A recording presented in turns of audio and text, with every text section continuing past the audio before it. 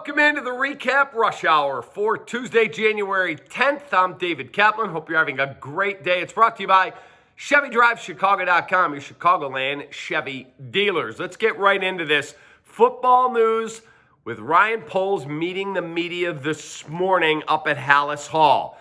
Quote, I would have to be blown away to take a quarterback with the first overall pick. They are focused on Justin Fields. They like what they saw this year, and they said we need to see continued development. So I do not see a scenario where Ryan Poles is going to be blown away by Bryce Young or Will Levis or C.J. Stroud or anyone else, Anthony Richardson from Florida, rocketing up the draft board and forcing him to trade a guy who is a huge presence in that building. Several players have talked about his leadership qualities.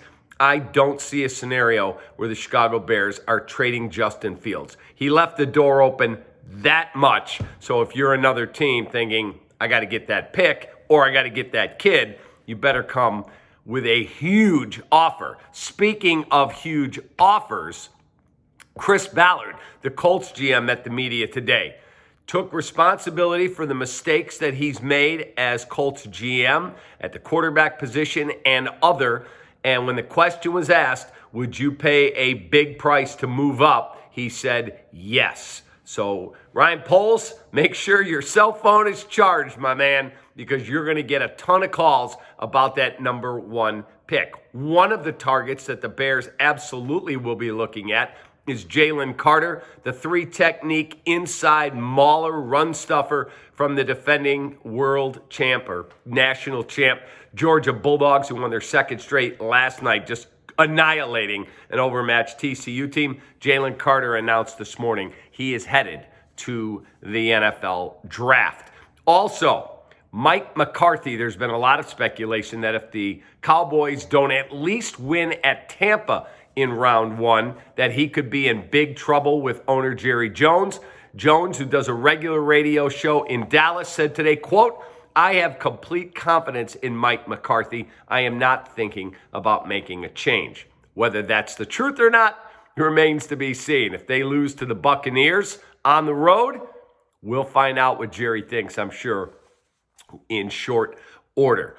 Couple of other notes. Baseball, Carlos Correa, who failed physicals after agreeing to a deal with the Giants, now failed the physical with the New York Mets. He said, that's okay. I got somewhere else I'm going to go. He's agreed to a 6-year, $200 million deal to return to Minnesota to play for the Minnesota Twins. Basketball, Steph Curry returning tonight against Phoenix. He's been out with a shoulder injury for quite a while.